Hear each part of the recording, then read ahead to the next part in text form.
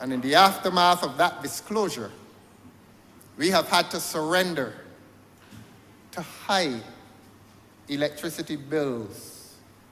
And some of us, many of us in this country, don't pay until they see the red letters urgent on the envelope. And that is why I say to you, Mr. Speaker, that the future portent of this country is one of suffering. Unless we move on a new trajectory, unless this government rationalizes its relationship with light and power, all of us in this country may find that we reside at the mercy of bills that are too high.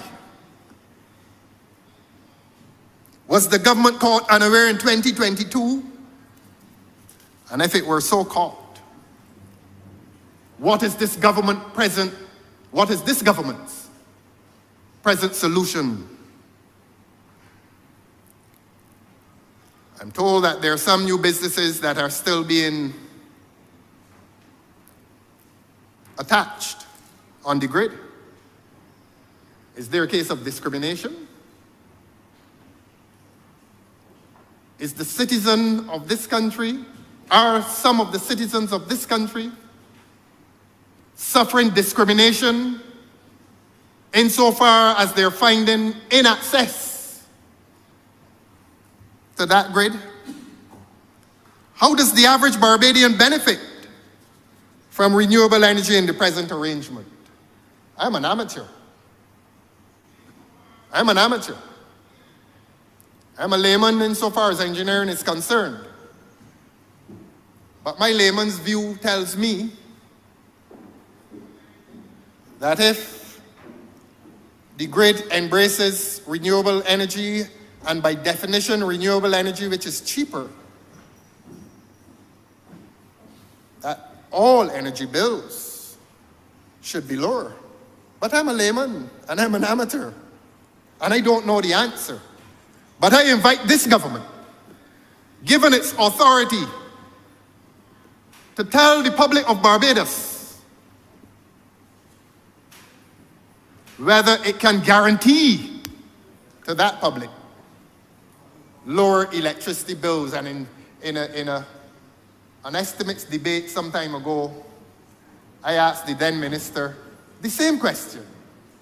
Can you guarantee lower bills to customers, to consumers? And he is not without much craft and intelligence. And he paused and he thought, and then he said, that is our intention. He did not say yes, he did not say no. He is too clever to commit himself. He said, that is our intention, but he's no longer Minister of Energy. He is in the skies, flying high, drinking champagne on private jets. So why worry about energy? The next question I ask, has any consideration been given to community solar farms? I suspect the government has thought of these things. What are the plans for storage? I think I heard something about storage in here yesterday, and it was to my great relief. And 9 is a difficult question, mired as we are in hearings.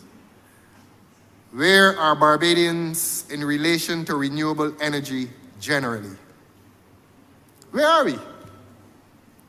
Are we benefiting at all? Should we go ahead and install? Should we spend our hard-earned monies? Just 2 days ago, I heard of some persons who are installing the panels and feeding the energy into the fridge. It has become as chaotic as that. The Barbadian consumer is not without some creativity. But we don't need that chaotic, creative effort. When a government is well positioned in its relationship with light and power to answer these questions to the benefit of the consumer. And the other question I ask, why did government amend the Utilities Regulation Act to give the minister greater power in relation to applications that come to the Fair Trading Commission? The public is now aware that there are some companies, utility companies, that are regulated by the Fair Trading Commission and they cannot raise prices indiscriminately. If they want an increase, they must go to that Fair Trading Commission. I want to charge this government. I'm not going to be subtle with my language now.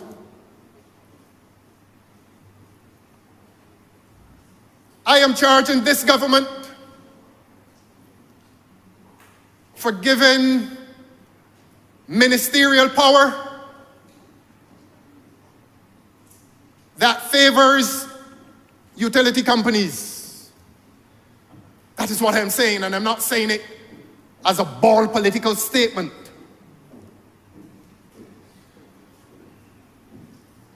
I am saying it based on the evidence. Based on the evidence contained in the amendment which came to this Parliament last December, when I was again courageous enough to challenge the government. Y'all surprised I left? I hear y'all complaining, oh, you ain't tell me nothing. Ralphie gone and they say a word. Y'all weren't listening to my speeches? Honorable member for St. Thomas, she wasn't listening to my speeches. I didn't used to be here. So I was talking through the window. Controller, sir.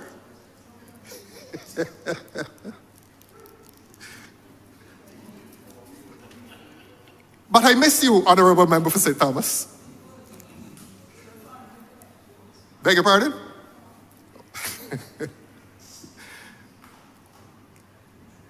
The Utilities Regulation Act used to control ministerial intervention. It used to be the law that if the minister thought that the utility, the market was effectively competitive, in other words, classic case of the telephone service providers. If you have 2 or 3 companies, they're competing against each other, we all benefit as consumers. One brings down his price, the other brings down his price. That is what competition does. So in that event, a minister may say, well, the market is already competitive. No need to go to the Fair Trading Commission and humbug the people. But this government, in its wisdom, came to the people of Barbados through this Parliament last year and amended that legislation. Having done it previously in 2019, they did it again. And say that the minister has discretion to stop an application to the Fair Trading Commission if he believes that it is, and I quote, in the public interest. So he is given the power, Your Honor, to determine what is public interest. I say that is a device to deprive the consumers of this country, a legislative device to deprive the consumers of this country of fair access to the Fair Trading Commission in controlling pricing in the utilities market. That is my view. And it is not a view that is held arbitrarily. I base that view on the evidence.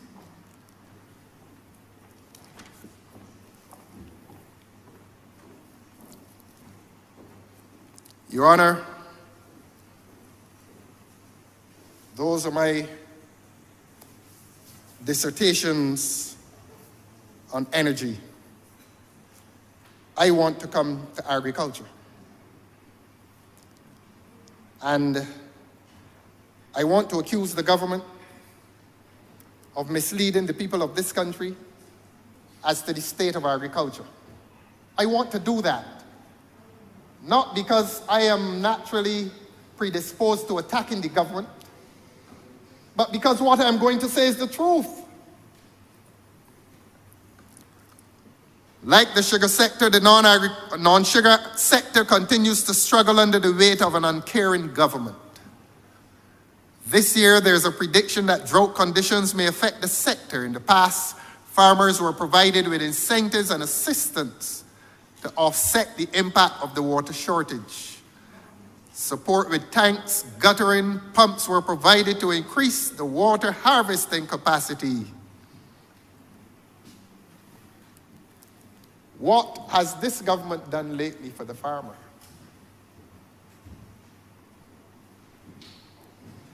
I'm trying to remember the name of the singers. What have you done for me lately? The farmer says to the government, what have you done for me lately?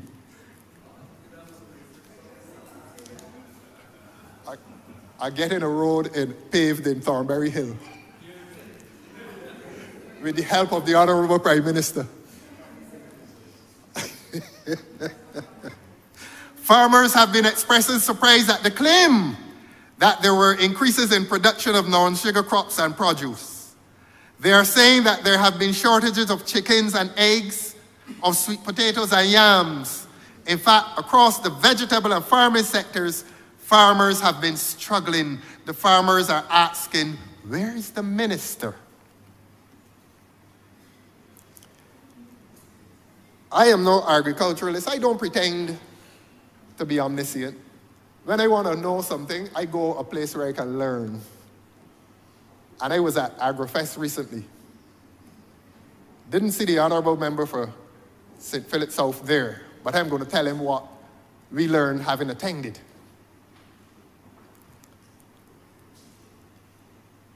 People who lost, beg your pardon?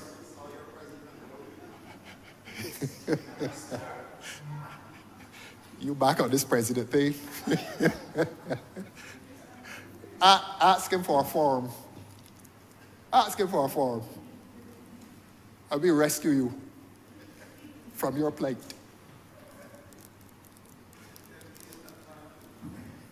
Sugar farmers, I learned this, when they incurred a loss, they would recoup that loss by the planting of onions. Are you tired, sir? I stay here 6 and 7 hours, my friend.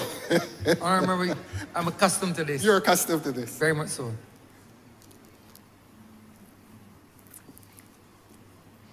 So that onions were a major cash crop. I asked this government through you, sir.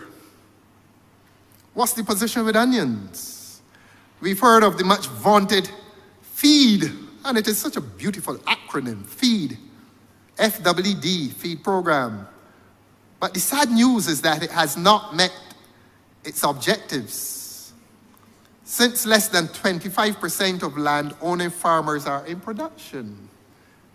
That is at the heart of the crisis in agriculture in this country. So when we hear these beautiful figures, these impressive figures, the reality is that the landowners, the majority of landowners are not participating in agriculture. What say you, government? What say you, minister? What is your plan? Where is your energy? You promised to repair the pump at Montpoy in St. Lucie. It's been done? Beg your pardon?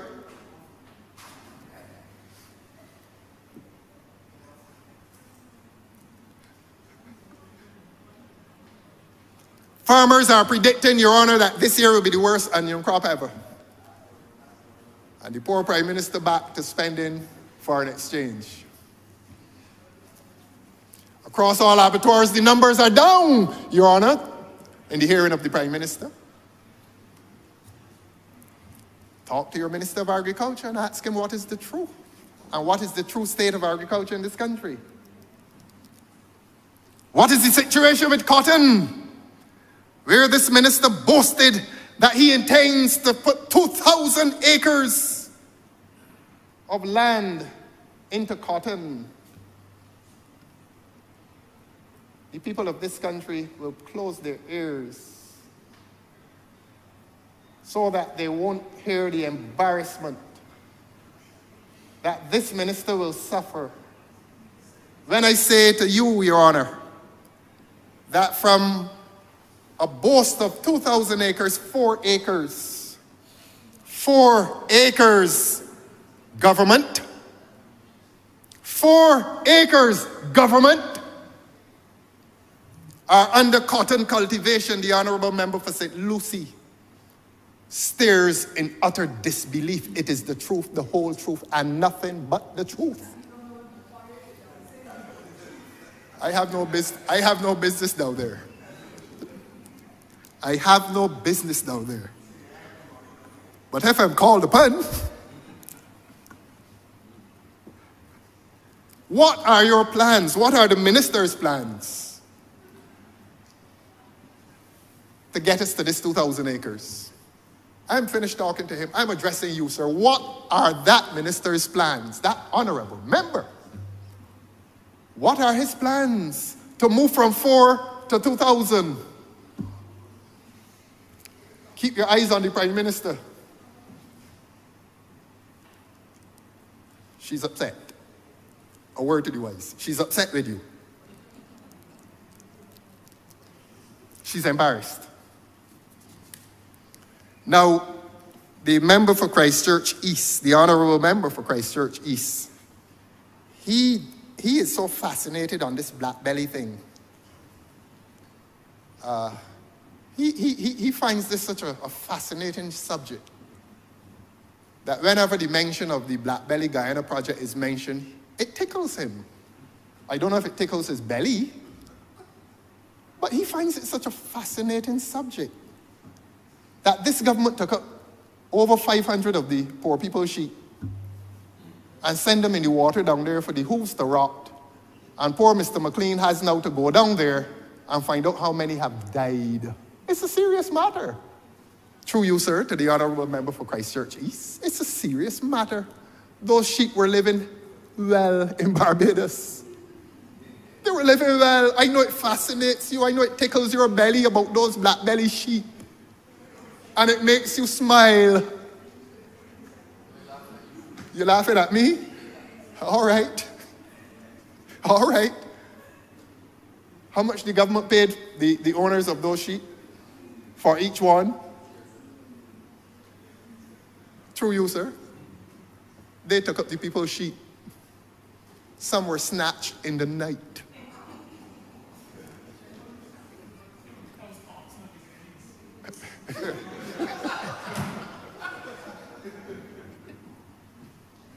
And condemned the poor sheep to waterlogged conditions. And rather than Mr. McLean make a telephone call to Guyana, the Ministry of Agriculture is taking up money to send him down there on an expensive flight to count dead sheep.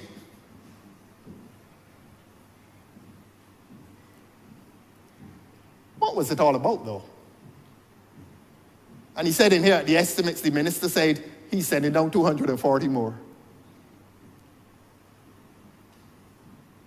What is this all about? What is this sheep project about? We don't have the land space. And then the minister says in here during the estimates that the idea is to slaughter the sheep down there and bring back the meat here. Your Honor, do you eat mutton? You want mutton from Guyana, sir? It will add to the cost, my friends. To slaughter a black belly sheep in Guyana and bring it back to Barbados instead of slaughtering it at one of the abattoirs here will add to the cost. What is this project about? Is it a real project? Or is it a mask for something else? Is it a show?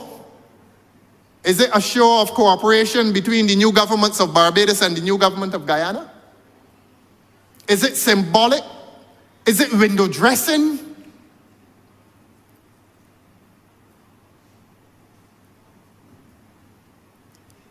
I just see sheepish smiles. I just see sheepish smiles. What is it about?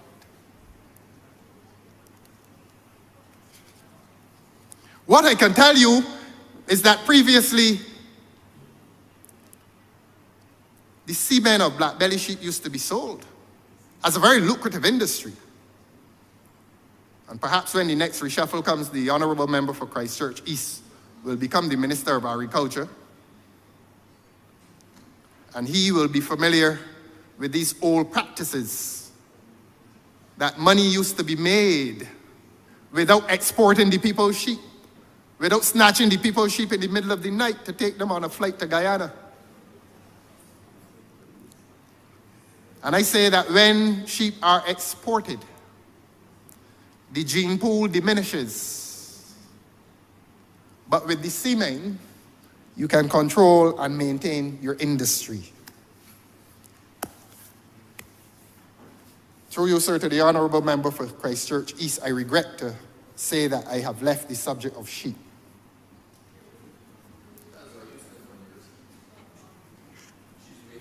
And to say that the farmers in the land lease project are suffering and they cannot get water support. This caring government.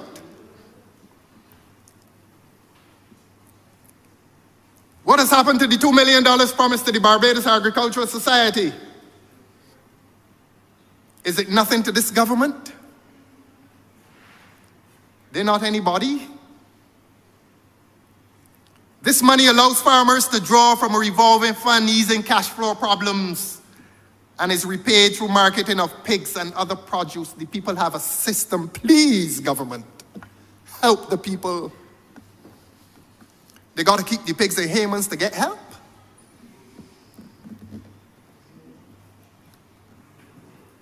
The local pork industry is in trouble and needs help. We in Barbados are now importing pork from Suriname. Y'all didn't know this, did you, Honorable Mr. Speaker? They didn't know this.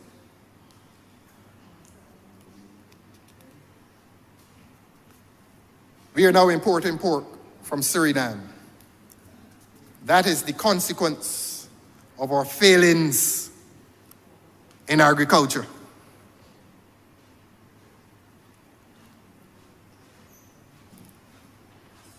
The Honorable Minister of Agriculture, the member for St. Philip South, told the people of this country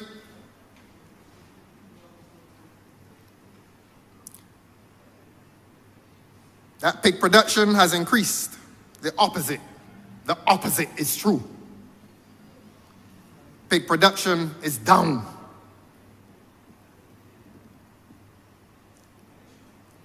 Used to be 35,000 a year, it's down to 30,000 a year. Those are statistics that are not difficult. Pig is livestock. Livestock is I remember. Continue.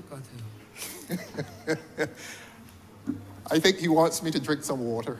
You can be assured this is water, sir.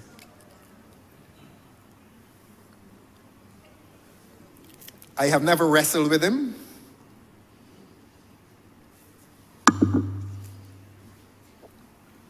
But he's angry. And I apologize for having hurt his feelings on the issue of pigs.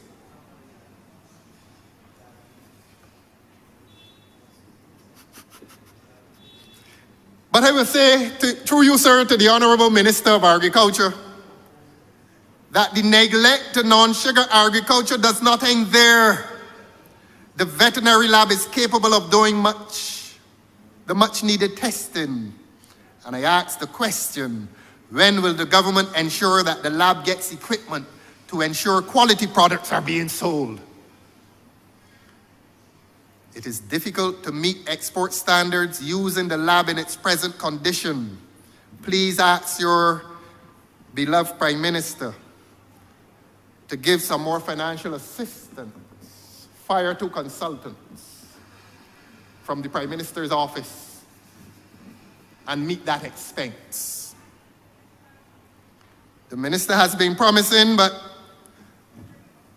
I don't believe there's any legislation forthcoming in relation to phytosanitary standards. Is it? You can laugh me out of court if you wish, if I'm wrong. I'm not omniscient. But let the laughter cease when I tell you about water rates through you, sir. That the farmers need help with water rates. Many a young farmer is suffering because water is too expensive. I can't find any sophisticated language to say, do something for the farmers of this country.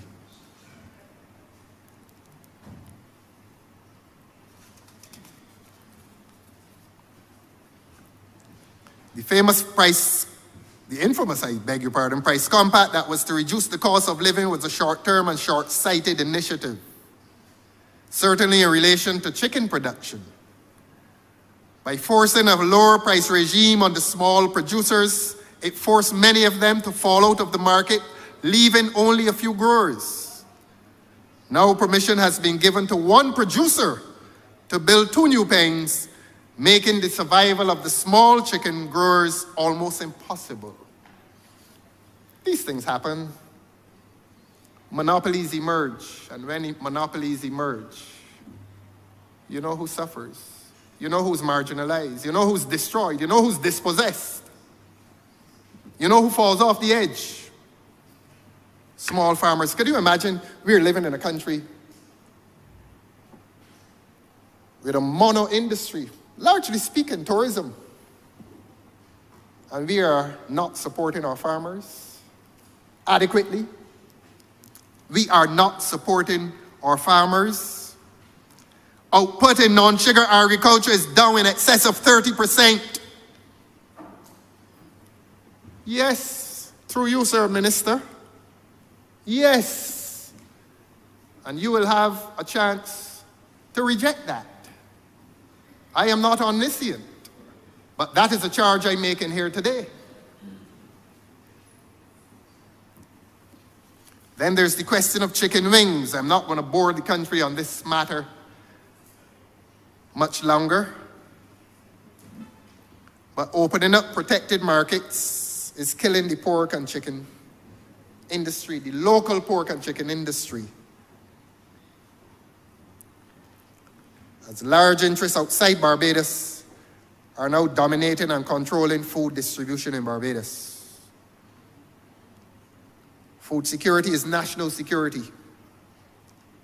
And since local production is under threat, food security and national security are also under threat. And when I said earlier that this country is in trouble, it is not poetic, it is realistic. Protect the farmers of this country.